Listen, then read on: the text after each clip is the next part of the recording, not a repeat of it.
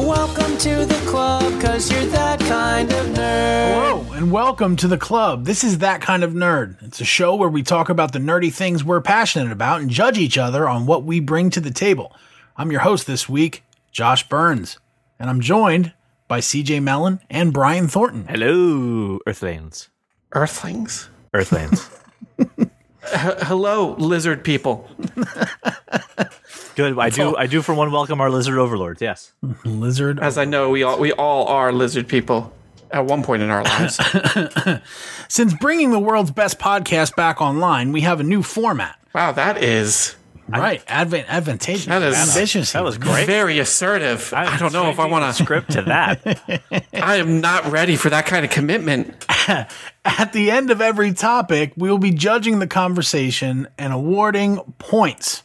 And maybe not just at the end. I'll likely be adding and maybe subtracting points as we go. CJ, find a sound for subtracting points. Oh, man.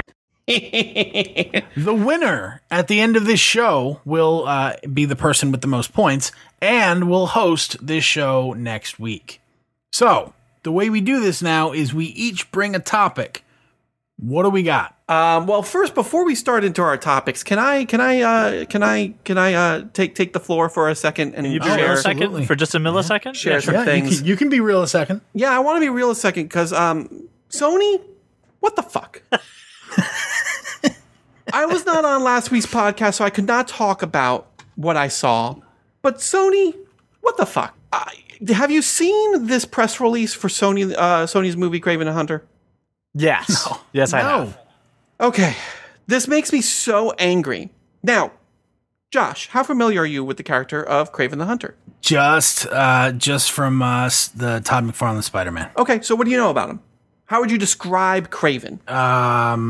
I would describe him as like a hulking, like burly, like square-jawed.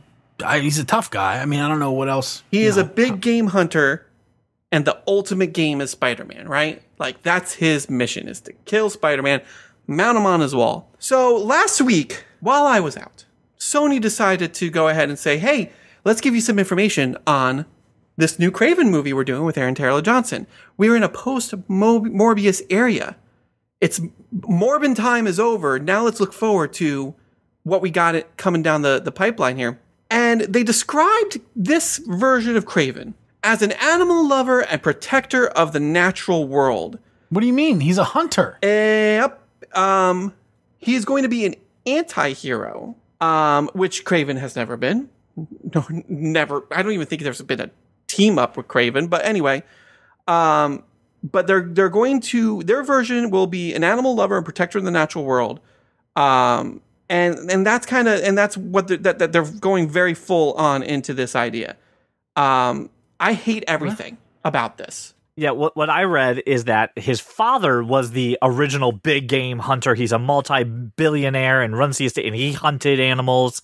And Kraven grew up all with the heads all around his house, and he's like, I'm going to go against my father and be an animal activist, and I'm going to try to protect and conserve animals because my dad hunted and killed them, and atoning the sins for my father. And I still don't understand how that gets you to let's kill Spider-Man. I don't get it. It doesn't get you anywhere. No. I hate okay. All right. Listen. I'm going to need Sony to stop fucking with my Spider-Man and just do the partnership you have with the character with Marvel. Just do that with everything. Like, can we please? Venom is mediocre at its best.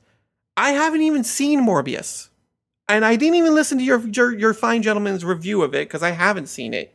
I don't want these anti-hero versions of villains that are Spider-Man that are nowhere near what the actual character is. And all they're doing is they're just taking the name, slapping it on from the universe of Spider-Man, and thinking that that's going to make money. I don't know why. They should have learned their lesson with Morbius. And Morbius is actually an anti-hero. Morbius could have been a good movie. And I know I say this not seeing the film. But what I will say is I know it's not what it should have been, which it should have been a vampire horror movie with Morbius. Should have been Dracula, but with superheroes. Yeah. And it wasn't. I know this for a fact. And they're going to continue to screw up Craven, and then that's going to make money. And they're going to keep doing these half-assed attempts at Spider-Man universe films, and they're just going to ruin everything. And I'm going to be upset because eventually there's going to be an Electro movie, and I'm going to have to take my brand newborn son, Maxwell Dillon Thornton, to it, and he's not going to get to see his namesake in the correct light. Let's put it that way. I'm having trouble with Aaron Taylor Johnson as Craven. First of all, why isn't it Jason Momoa? Because he's Aquaman. No, man, Sony doesn't give a shit. So Sony doesn't give a shit. It should be, right. But it should be. Because anybody who does a superhero film that's not Marvel continues to screw the pooch every single time, with the exception of Into the Spider-Verse. Yeah. I mean, so had you listened, and I understand why you didn't. Had you listened, you would have heard a bit about my current view on Marvel, and that what they're doing in Phase 4 with the Disney stuff feels very young adult and does not feel serious. Not serious enough. I'm not loving what I'm seeing, and it feels very much geared towards teenagers. I don't see an entire 6-episode series about a character with dissociative identity disorder as geared towards kids. I don't see WandaVision as geared towards kids. I'm talking about the movies. The movies. Even so, the movies, like, the movies, I want you to go back and rewatch Iron Man, Captain America, and those first crop.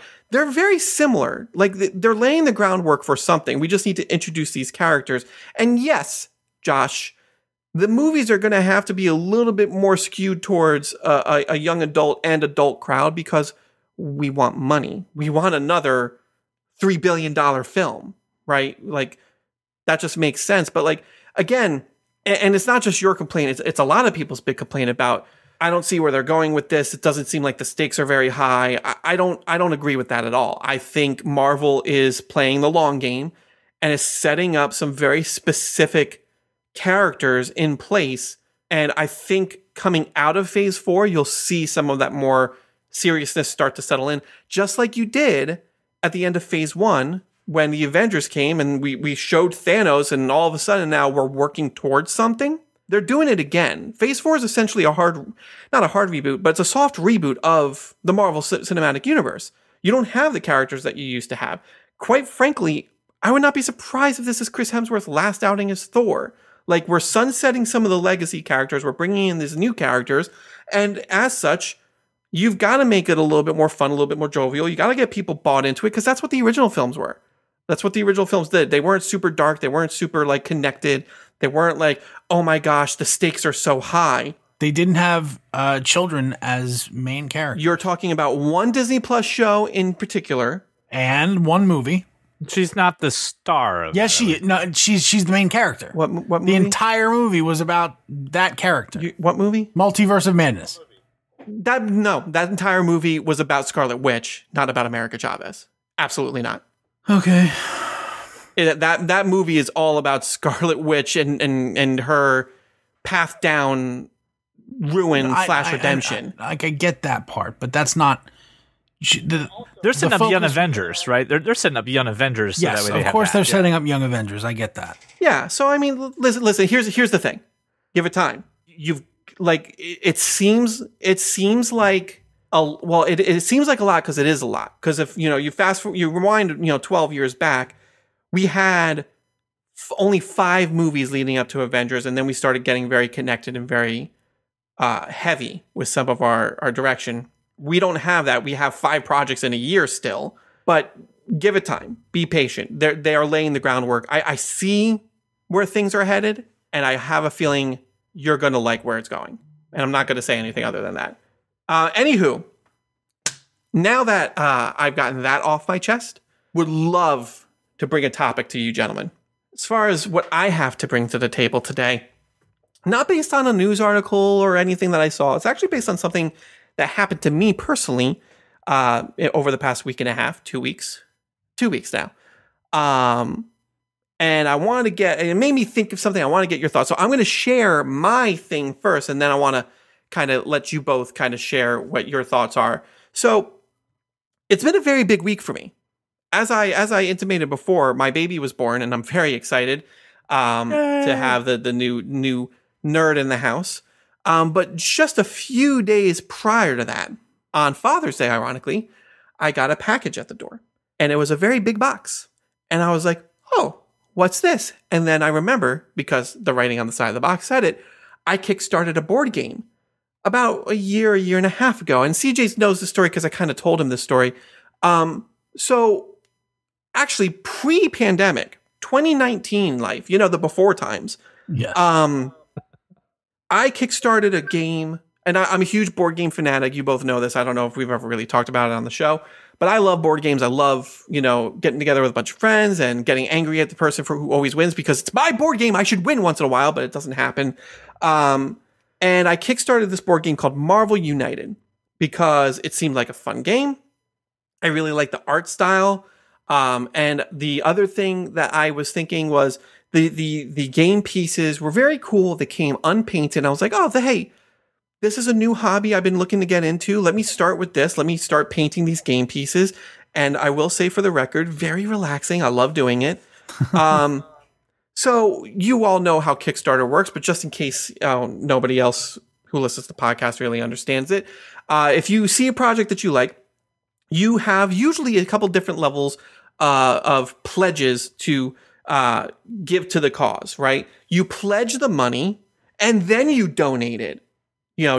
I'll let that sink in for some people who don't know the difference between pledge and donate. But you'll have some different types of tiers. And with each tier, obviously it's more money, but you get more bang for your buck, right? So I was looking at the tiers on this Marvel United, and, the basic tier, you just got the game, the core game, and that's it. But just like, with video games, board games have expansions and things that kind of flesh things out. They add new sets.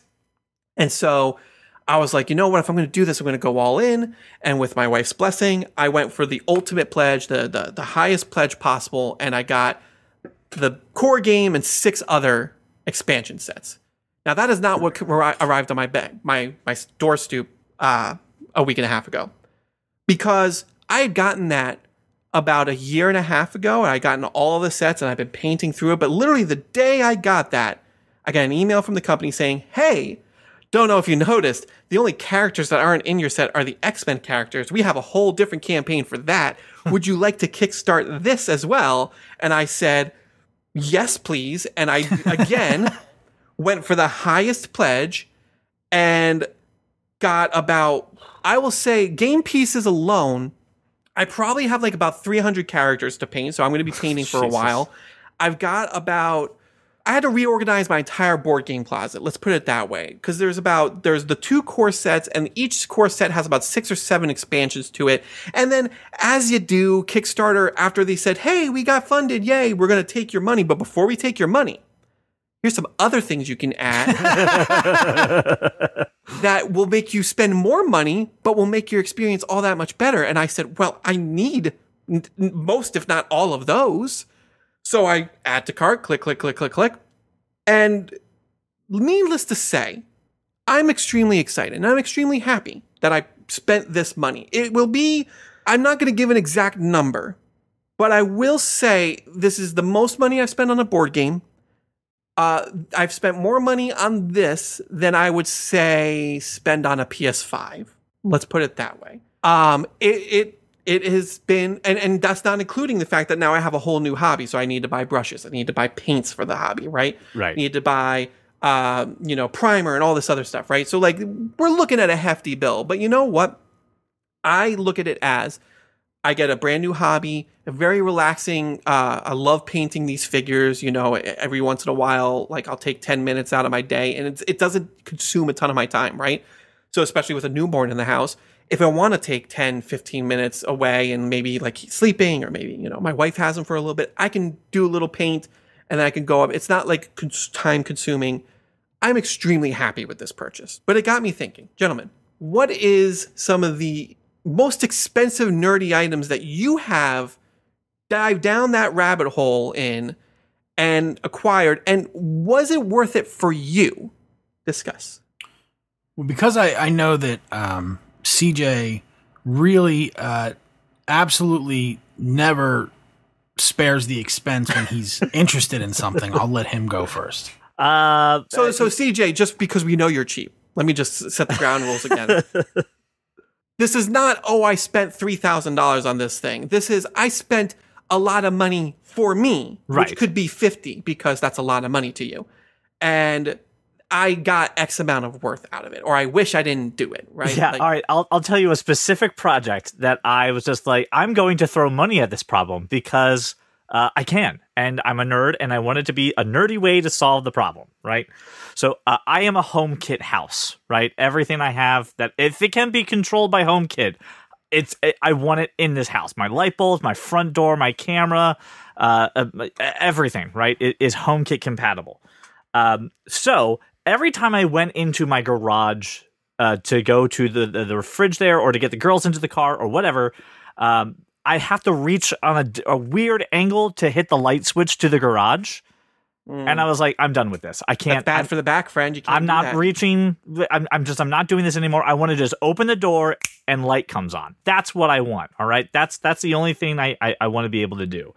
So that involved me buying $30 worth of light bulbs, a $30 hub, and then another $30 motion sensor for the door. So I'm in roughly $100+ right? Just so when I open my garage door, the light goes on immediately, and then I get a push notification after 2 minutes going, we're gonna turn off the light. Are you okay with that? We're gonna turn off the light. So I would just turn it off that way. So I just was thinking about, how can I get this going? What do I need to buy? And I just said, I'm spending the money to do this. The other thing that I did that I want to put in this collection of HomeKit is a smart deadbolt lock, right? Opening your door, closing your door with your phones and with it all smarty. What's the max you would spend for something like that? I just want the deadbolt. I don't want the keypad or anything like that. I just want the deadbolt. $400 for a smart deadbolt like that you operate from your phone. Yep. I mean, I would imagine, because the ones that are keypads are $200, so I would imagine $300 to $400 would be. Yeah, it's $360. I got the level touch. That I was just like, yes, I must have this stupid. And no one else appreciates this thing. It's a lot of money for a deadbolt. I'm pretty sure I spent like $10 on mine. Yeah, it is. But the question was, what's the max you would spend on a deadbolt you don't have to ever fuck with? My answer is $400. Yeah, it has been the most. It is the most Rocksteady HomeKit thing that I have. B, no one appreciates it. Nobody. It's just me. Like, I come up to it, I just touch it, and whoop, it opens. So for me, it's those two things together, right? The stupid $100 light bulb thing for my garage, and then a $360 deadbolt for my front door. CJ, 10 points for introducing the most dad things ever as your as your nerdy purchases. And Brian, 5 points just for exposing CJ as more of a dad than I am. There you go. I also, just for reference, I sent a picture to our chat of all of the boxes I got with this Kickstarter board game purchase piled high on my chair.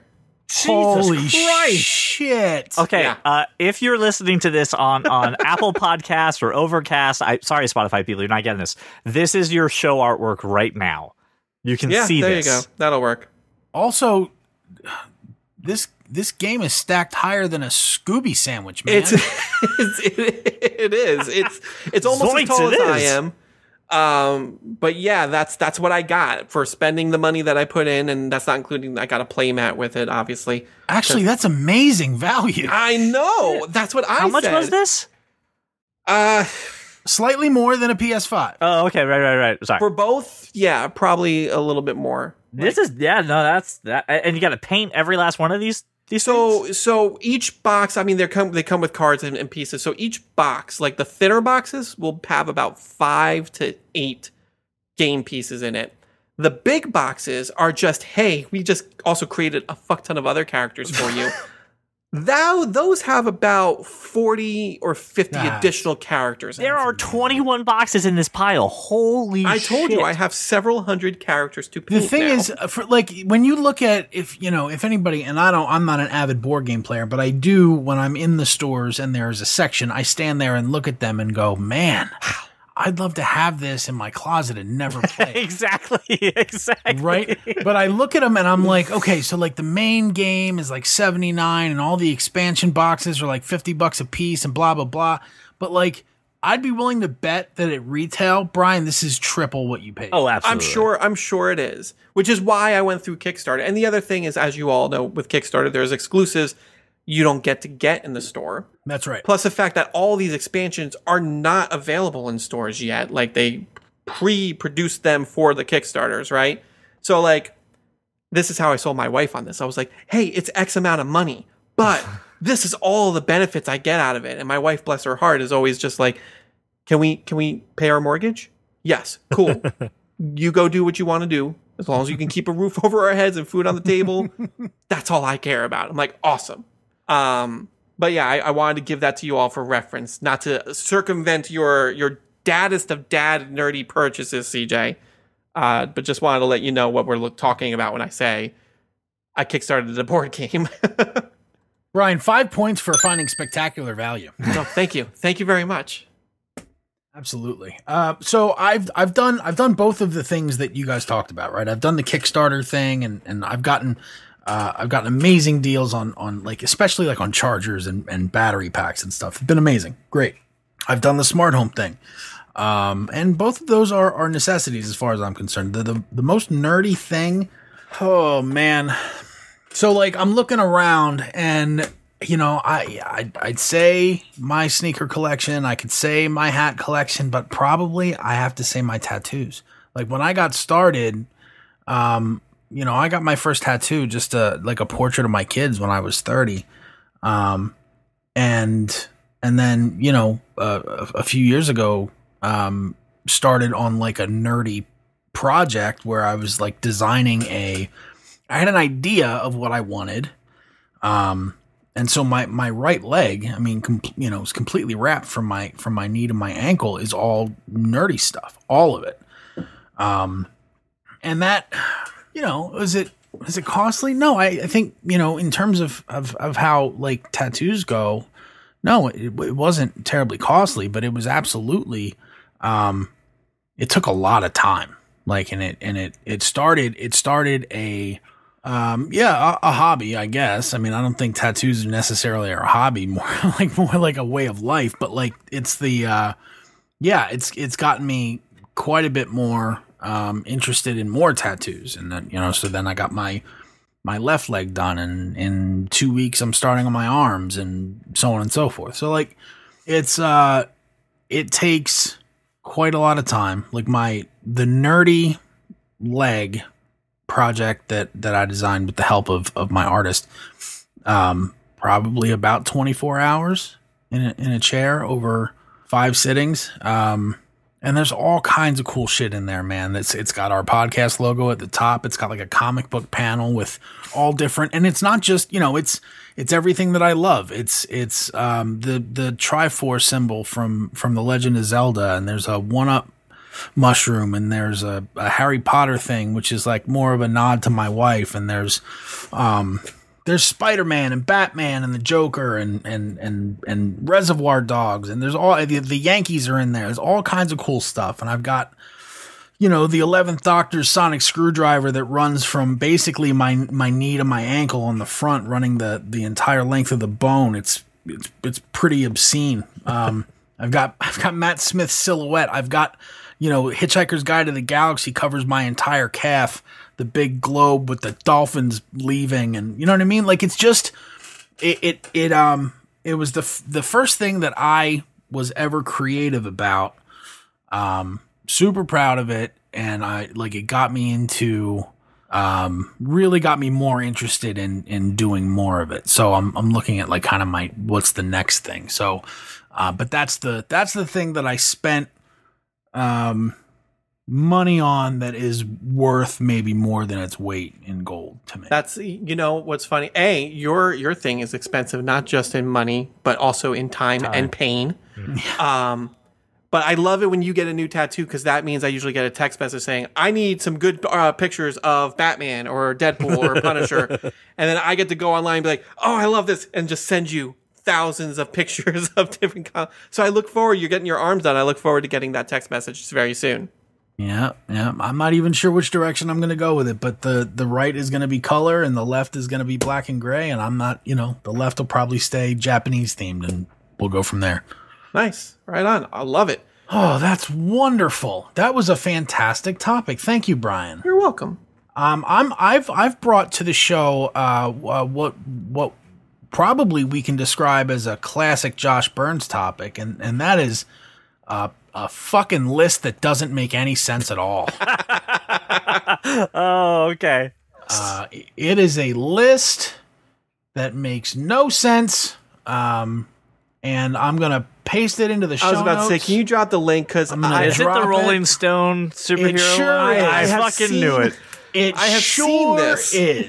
It is Rolling Stone's 50 greatest superhero movies of all time. I've seen it in Tales on TikTok, and because of the what I've seen on TikTok, I immediately go, nope, I'm not even going to open this for fear that I will get angry. But you're going to make me, so let's do this. I did get angry. And because of that, you two also have to get angry. All righty. Anytime I see a list like this, Josh, though, anytime I ever see a list, I always go, this is not a definitive list until Josh Burns weigh in. Until Josh weighs in, there is no definitive list of anything. This just made me angry. It is really the worst. It's maybe one of the worst movie lists I've ever seen. It's really terrible. So I did see the same TikTok that you saw, Brian, and I've seen like 4 TikToks on this. No, I saw that TikTok and then I just didn't go back on TikTok for a week. This list, okay. I'm not even sure you can call all of these superhero movies. I'm not sure you can call all 50 of these movies.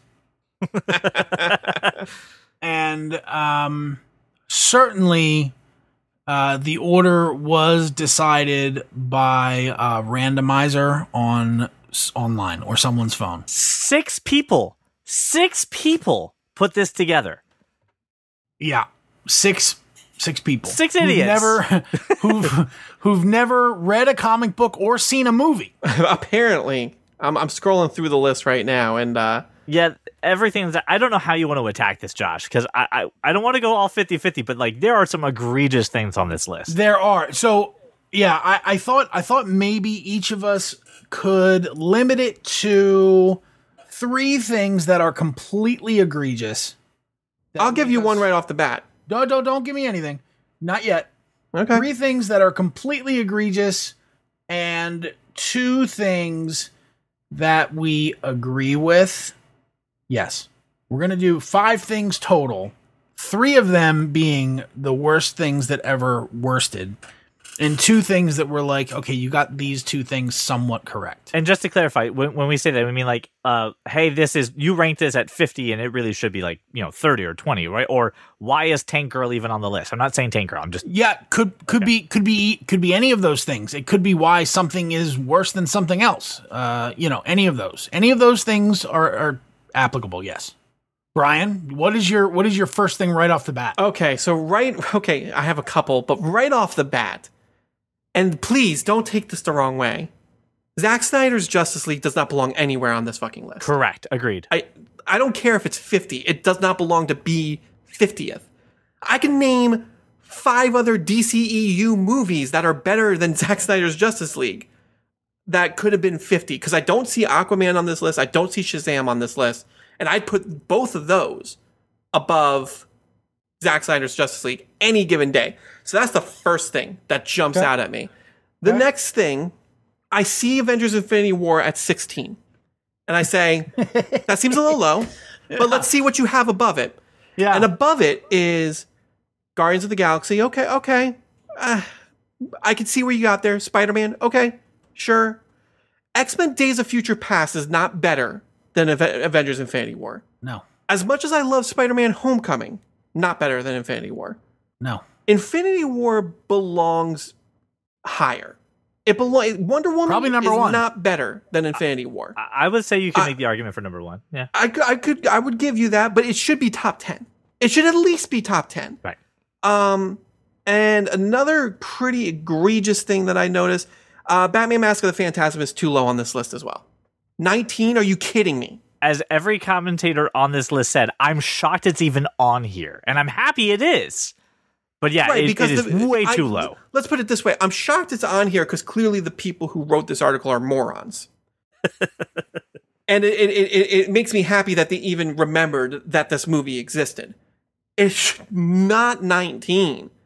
Top 15, at least. There's no freaking way. You're talking about an animated film that influenced not just the character, but like the way those movies were done forever. The reason you have DC Universe movies is because of Mask of the Phantasm. Like, Batman and Kevin Conroy is Batman. I don't know. That just completely so those are the three, and there are others, trust me. Like, I'm looking through this list and I'm like, but you said three, so I'm going to stick with those three as probably my most egregious misses on this list. Yeah, CJ, I'd love to hear your thoughts. CJ? I am actually not mad at where they placed Spider-Man 2. What? I'm not mad about it. I don't think it's number 2. Right, but I'm not mad that they gave that movie the respect that it deserves, because it is a solid movie and is a good Spider-Man movie. It's top 5. Yeah, right. It is. That's what I'm saying. So it's at least it's solid. I am. Josh is shaking his head because I'll get angry at him. Josh, you're saying that's too high, even in the top 5? I think it belongs in the top 5. No, Okay. I'm not even sure what. First, I don't think it's the best Sam Raimi Spider-Man movie. I take the first. That's one. a hot take. What is the best? What is the best Sam Raimi Spider-Man movie? You just said the first one. It's not the third one. For sure, not the third one. So definitely not the third. I was hoping to God it wasn't the third. So that then it's not the best Spider-Man movie at all, and it wasn't as good as Into the Spider-Verse. Agreed. So agreed. Well, if you agree with that, then you can't possibly put this in the top 5. Spider-Man 2 paved the way for a huge amount of success. This is the house that other superhero movies get built on. I'm not even going to go that route. Why are you taking it down that path? I'm not even going to go down that route, even though it is true. But that film as a superhero film encapsulates everything that Spider-Man is, which is why we love Into the Spider-Verse so much, because it did the same thing, just from a different perspective. Mm-hmm. This movie here really, really kind of understands what with great power comes great responsibility truly means, what Spider-Man is all about, what Peter Parker is all about. And yes, it influenced every single movie that's come after it. You can't deny that. But this is the movie this was the first movie, in my opinion, that got the comic book movie right. I completely agree with it being number 2. I think top 5. I mean, and if you want to argue a little bit lower, I could agree on a little lower, but I'm not mad that it's number 2. But you can't deny how well done that movie is. Right. It just is. The one that bothers me the most, Josh, the one that pisses me off, the anger that I have, is The Batman, the 2022 one, is ranked 37th. Yeah, what is that? Fucking 7th. Are you kidding X-Men me? Days of Future Past is above it. Yeah, no. Ant-Man's above it, Josh. Ant-Man is above the 2020 Batman. I have a feeling that Josh's egregious miss is Ant-Man is even on the list. No, it's not. It's not. At all. CJ, you have one more? One more, which is I love this movie so much. I love this movie. It has no business being on this list. It's The Rocketeer. I love The Rocketeer. Oh, no, I disagree with you on that. No, listen. Hands down disagree with you on that. This would be number 51. It's a fine movie. I love this movie. Rewatch this movie. It is not as good as we remember it. It's a 90s film. It's even bad for 91. It's even bad for 91. Listen, you know what? I got a lot of time on my hands all of a sudden, so I can rewatch it this again. It does not. The Mummy holds up better than The Rocketeer does. Oh, that's a great film too. Right, but I love The Rocketeer. It has no business being on this list. I'm so sorry. It doesn't need to be here. It should be. It should be a better movie, but it's not. and it has no business being in the top 25. It's ranked 25. That's way too high. You got to knock that one down. You have to knock that one down. And I love The Rocketeer. It's on Disney Plus. Guess what I'm watching tonight? Okay. Alrighty, Josh. Let's hear it. I know you have thoughts. I have thoughts. I don't know that they are organized in any kind of way. I'll start with I don't understand the placement of The Dark Knight at 7 or anywhere outside the top 5. I don't understand it. I don't understand how the other 2 Christopher Nolan Batman films aren't higher. This is all one thing because it all has to it's the disrespect. The disrespect that was done to the Batman here. Oh yeah. On this list. Yeah. And not just in the placement, but the movies they decide to place in the places they put the movies is a mystery to me. And then the omission. Like, look, Mask of the Phantasm was good. It wasn't as good as The Killing Joke. I will fight you on that. It wasn't as good as Gotham by Gaslight. It wasn't as good as Under the Red Hood. Well, you'll notice none of the DC Universe films are on here. I have a feeling now, I haven't read how there's like a 5-paragraph. Is it only theater releases? I don't know. Because that's probably the argument you can make. That Zack Snyder's Justice League is on there. So it can't be a box office qualifier.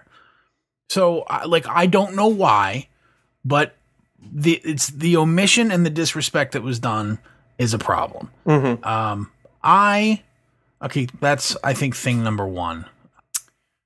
Thing number 2 probably is that some of these are just not superhero movies, and I feel like they wasted space with. I just saw one. I mean, is the Old Guard like? It's not even that. They're immortal. I think the caveat is this should have been okay, again, I'm going to fix your headline, Rolling Stone, because you're right. There's some of these things that are not superhero-esque, and I will say Scott Pilgrim is not a superhero film. Correct. It is a comic book film. If you want to make this 50 greatest comic book films, then these all make sense. RoboCop was a comic book. V for Vendetta. V for Vendetta, comic book. The Crow, comic book. These were all comic books before they were films. But again, and you just named a couple more, right? I love V for Vendetta. Not a superhero film. Not a superhero. You can make the argument for The Crow being a superhero. I get that.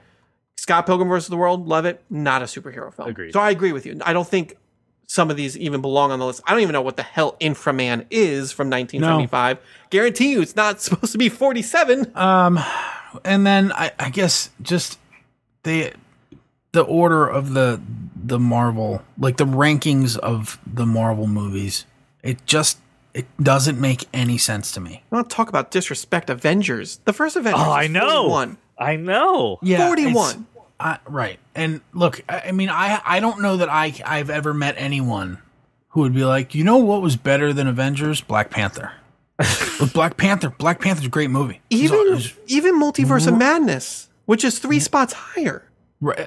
Well, don't get me started because that movie was subpar. If I had to move, if I got the space to move one, because I agree, and I know people who love Black Panther are just like, great movie. I don't think it's the number 1 spot. Like I'm sorry, it's good. It should be in your list, but it's not number 1. I think Logan should be moved up to that number 1 spot.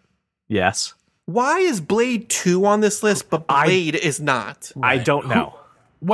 I do. The Blade 2 had a better villain. Blade is the better movie. Yeah, Blade 2 had a better villain. Sure, but Blade is the better movie. Yeah, I agree.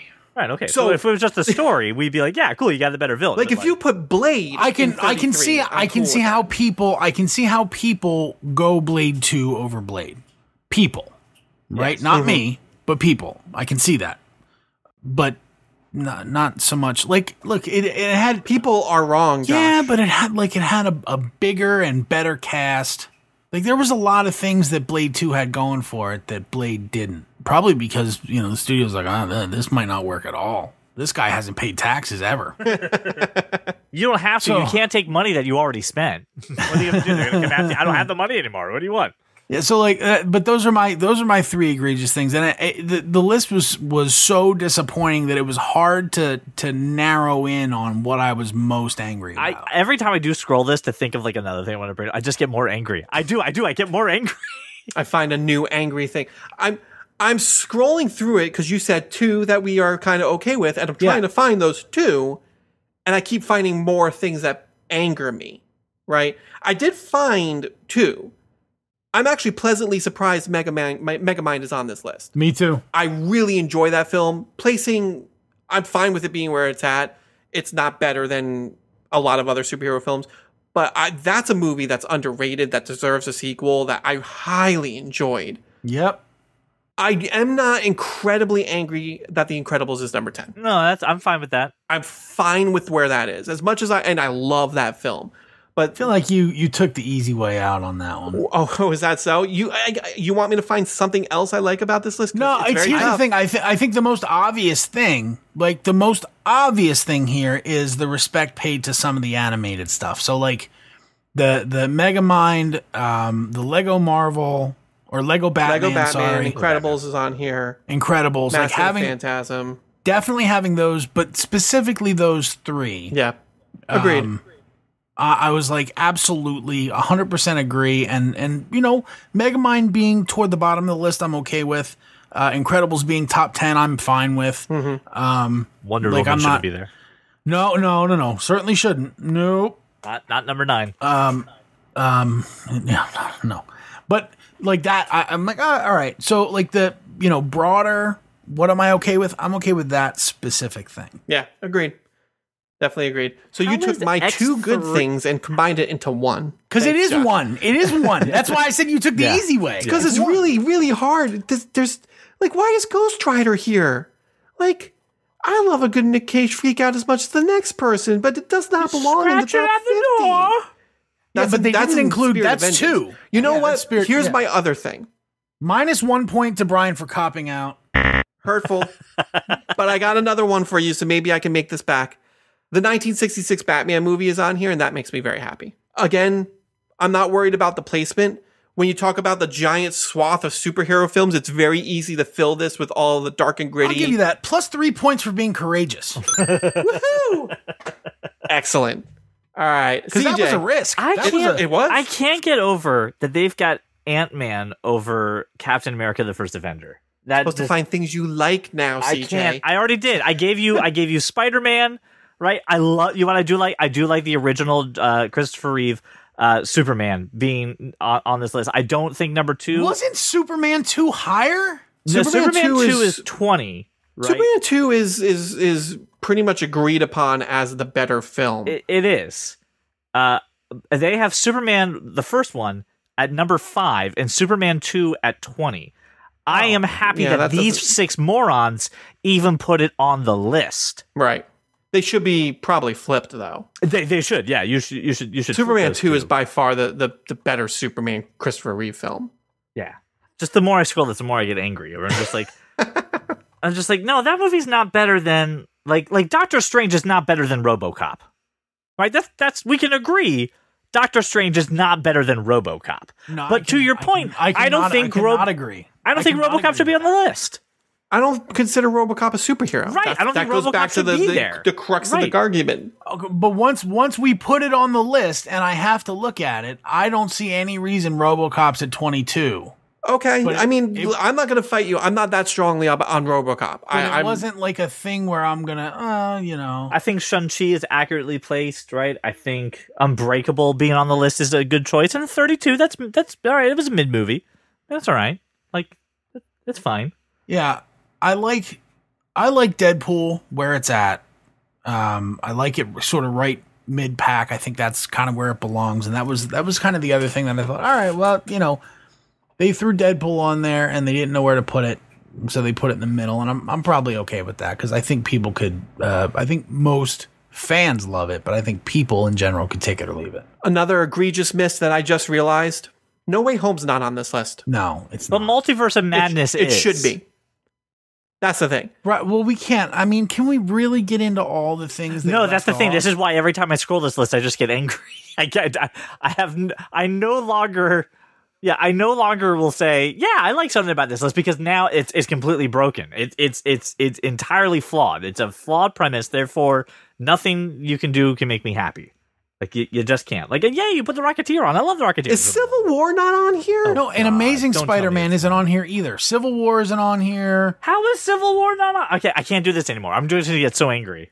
Listen, I understand. If I'm at Rolling Stone, I get it. You can't just make a top 50 list and make 25 of them Marvel projects. I get it. I get that. But if you're going to pick and choose wisely. I love the first Avenger. It's not better than Civil War. Yeah. No. Agreed. It just isn't.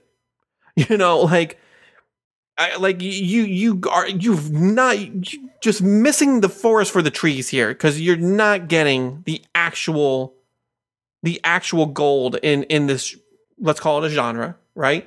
It is. Yeah. You're not getting the actual gold that is in this genre. I'll harken back. Blade is a better movie than Blade 2. Civil War is better than the first Avenger. Even in the same thing, Multiverse of Madness. And CJ and I talked about this offline. I wasn't too hot about it either. I wouldn't even put it in top 50, quite frankly. But like you're not actually doing the work and not saying, hey, here's the this is why it's actually good. Tank Girl is not a great film. It's not top 50. When I look at all the things to compare, it's not top 50. And I know someone listening to this is screaming at me right now. I get it. It's a good film, not top 50. Like, I'm mad that I'm giving Rolling Stone the page impression, so I had to close the tab because I don't want them to know that I've been looking at it for this long. I feel like those guys somehow got money out of me clicking it. And I can't do it anymore. They know that you've been looking at it. I've been raging. Doesn't matter. Doom scrolling it still gets them paid. These 6 asshats just got paid because of this. Do you think they did this on purpose? I have a theory that they're starting to do this shit on purpose because they know. Like I said, I saw like 4 or 5 TikTokers comment on this list. We're commenting on this list. It's Forbes and Rolling Stone in particular are the two productions or the 2 publications that we always go, I don't want to fucking see this list, please. No. I think they are legitimately doing this on purpose to get the outrage on social media, and then they get the clicks on their article because they have to. You can't talk about it without clicking onto the article. So like, we've all played into their game. Congratulations. I too am closing this window. All right. If that's the case, if rage clicks equal money, The Verge's PC build should come back on YouTube. I'm sure they'll get lots of money based off of those clicks. Wow. That's glad I could bring a little bit of I'm glad you went second because now I'm angry and I'm hoping CJ can bring me up. That's right. Well, right. you want go ahead. You can do your point award and whatever you need to do for this. Yeah, no, I think to wrap up that topic, I'm going to award CJ 5 points for not mentioning Batman versus Superman at all. I held my tongue, good sir. Congratulations. You sure did. I'm going to give Brian an additional 2 points for his unbelievably balanced perspective. And I'm going to give Rolling Stone negative 2,000 points. That's got to hurt, Rolling Stone. Yep. Take that. They have no chance of hosting this podcast next week. I know they were really gunning for it. CJ, what'd you bring for us? Yeah, so I came across this idea. I have been trying to find some more movies to watch and trying to tell people to watch a few more movies. And the way I kind of went about this is, what is the opening scene of a movie that sells the entire rest of the movie?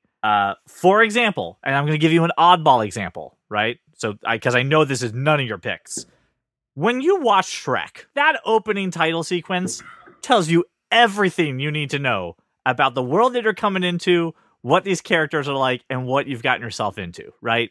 You know what movie you're about to get because of Shrek, and you're ready to go into it. Now, that's obviously the offbeat example. There's better examples out there, but that is the one that works to kind of give you an idea of what I'm looking for. Listen, I have 3 right off the bat, but they're the easy ones. I'm sorry. I'm not. I thought opening sequence of Shrek was the tower scene, no? Opening sequence of Shrek is he's on the John reading the fairy tale book, and then he rips the page out, and then somebody once told me, and that whole thing. Oh, I in the don't know swamp. why I thought it was Fiona with the dragon in the tower. It's because he's reading the storybook that's about Fiona he's reading and the dragon, and then literally in rips the the page tower, out, and they roll that's the whole scene the All-Star. that he's talking Gotcha. about. Yeah. Okay. I know of 3 right off the bat, but like I said, they are the obvious ones. So I'll just go ahead and say them. We can all agree and talk about it for a second, and then we can maybe find some offbeat ones. The Dark Knight is one of the best opening sequences in any movie ever. Those first 10 minutes, and there's a reason they put those first 10 minutes at the beginning of IMAX screenings to sell the movie, sell that film. The Matrix has a great opening sequence where Trinity is in the room and they're going to arrest her. They did a little like crab flying kick thing, like great opening sequence. Next obvious one, Jaws. Jaws has a great just completely sets the movie up for the sheer terror that you're about to experience when it comes to great whites in the water. Fantastic opening scene. Those are the 3 obvious ones. I'm going to do some research and try to find some more for you, though, CJ. All right. Well, while you're pucking around, Josh, do you have one off of mine? Otherwise, I can go with mine. Go with yours. It is the opening scene to Baby Driver. Okay. Yep. Baby Driver is that bank heist scene. It's the music being synced with the action. Yep. They did the same thing too. They put that online to say, here are the first couple minutes of this movie. You know what you're about to get into. So Baby Driver is my pick. That's the one that sells me. Found another one. Oh, okay. I'm just gonna write this down to myself because I want Josh to participate. No, I'm still. So you can, CJ. Please keep going. I think one that goes along. Another one that goes with it too is Fight Club. I think Fight Club's opening scene sets the whole tone for what you're about to get, and kind of sets you down for the mystery, for who is Tyler Durden and what is happening within this. I think the other one you already took Dark Knight, which I agree is really good, and then Saving Private Ryan. And Saving Private Ryan has that a nice twist where you think you know what you're getting into, but man, are you about to get into a hell of a surprise? And the opening of Saving Private Ryan is moving to say the least. So that's what's on my list. I've got 4 more. Okay, Go ahead. So I'll give you 2. Actually 3. Well, I'm gonna give you. Before because you're gonna probably take one of mine. Please go for it. I'm not sure it gets much better than Christoph Waltz in the beginning of Inglourious Bastards. I wasn't going to say that one, but yes. I similarly I'm sorry, I'm a Tarantino guy, but the opening sequence in Pulp Fiction with Tim Roth and Honey Bunny there in the diner, that is then obviously this movie is going to be a topsy turvy and a roller coaster type thing, and I tell you what, in the last few years, the only opening sequence that got my blood pumping like The Dark Knight did, honestly, was Tenet. The opening scene of that movie was absolutely bananas. I actually have yet to see Tenet. Too bad the rest of the movie didn't live up to the opening scene. You're a dick.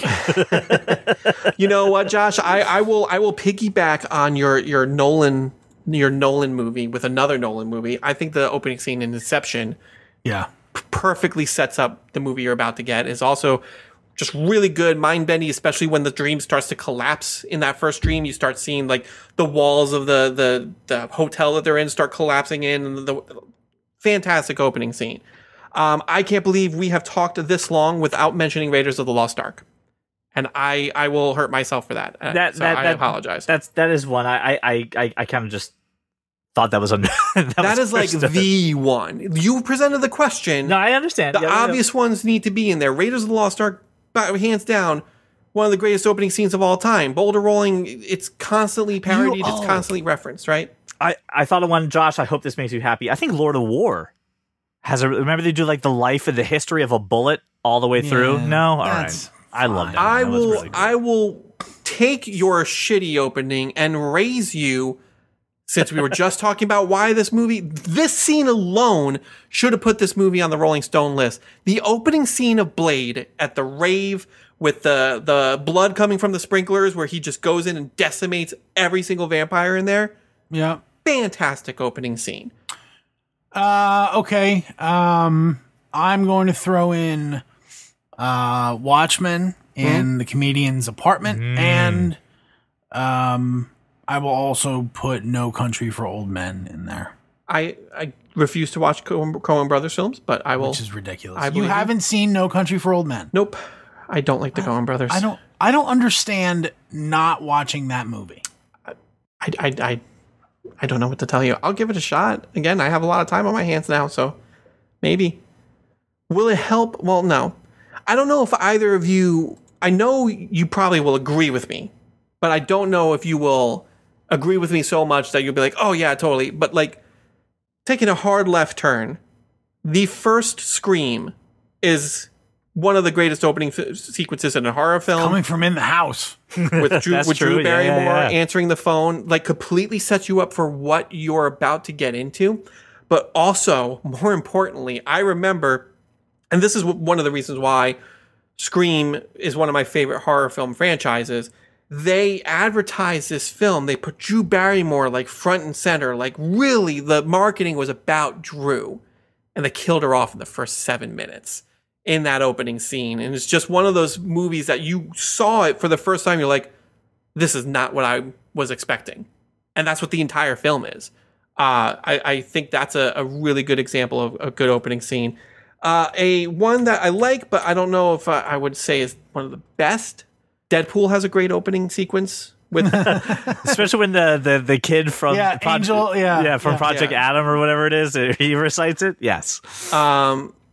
Deadpool has a great opening sequence. It Chapter 1 also has a great opening sequence when you first meet Pennywise and he takes Georgie at the beginning of that film. Terrifying. I think that's all. I'm running on fumes here. I think that's all I got. No, I think I have one that I had. I don't know if it qualifies, right? Because it's something that it's one of my favorite lines. I do think that the narration sets up the movie incredibly well, but the line, as far back as I can remember, I always wanted to be a gangster. Goodfellas. That was going to be. Is just, I don't know how many times I've said it. I don't know how many times I've referenced it. And I still think it's one of the best movie openings. The only movie opening that I can think of without words that I love as much is the opening of Dazed and Confused with the Camaro and the Aerosmith. It was pretty amazing. No words, right? Just Mila Jovovich rolling a joint in the car, and like you understood what this movie was about. I just realized an egregious miss on my end, but Top Gun, the original Top Gun, where they're up. Come on, they're up there showing him up as a maverick. That opening is awesome. That opening is fire. Come on, don't shake your head at me, Brian. I will give you Top Gun's got a good opening just because of Danger Zone. That's all I'll give you. Well, I mean, even just Danger Zone didn't play until after that scene. Yeah, did it? You get the whole scene of them taking down. It's been a while Merlin. since I've seen the original Top Gun. Yeah, they have the whole thing about trying to get Merlin to land on the deck, and then afterwards, I'm going to send your ass to Top Gun, and then that's when is the aircraft carrier, Danger Zone music, and all that stuff. Yep. When do I get to volleyball? Because that's all I care about in Top Gun. No, you know what you should care about, and you should care about the football scene in the new Top Gun movie. Haven't seen Top Gun Maverick yet. It's a football scene. It's aggressive dogfighting football, Josh. Because, Josh, football not as homoerotic as volleyball. Oh, I will let you know. Very homoerotic. I've seen the trailers. Oh, no, you should see the scene. It's still, they're just like, yeah, we're going to keep this part in there. You're going to have very confused feelings watching Miles Teller. You're going to be really confused about yourself. That's one of those movies that I will wait till stream, well, especially now. Obviously, having a newborn at the house, I'm not going to be going to the theater for a while. But yeah, I was not in any rush to see Top Gun Maverick. I mean, I hear very good things, but I think I will award CJ 4 points for an interesting yet somewhat predictable topic. I will award Brian 1/2 point for naming the most obvious fucking thing ever. You're welcome. With The Dark Knight. And then also doubling down with another super obvious Inception. So you get 1 point total. You're welcome. And that brings the total for today to... CJ, did you ever get that drum roll? I did. All right, cool. Yes. Did you not listen to the episode before that? I did. Brian has a total of 17 points. Woohoo! CJ has a total of 19 points. Here's something interesting. Brian was awarded points more frequently. Right? Yeah, six different I got occasions. one taken away, though, didn't I? Yeah, but, I mean, it would have been 1918. CJ was only awarded points 3 times, but he made them count. Woohoo! Made them count. So CJ will be your host for next week. Thank you all for joining us, listeners. We are thrilled to be back with you. I have been Josh Burns. This is That Kind of Nerds podcast. We will see you next time. Well, welcome to the club, 'cause you are that kind of nerd.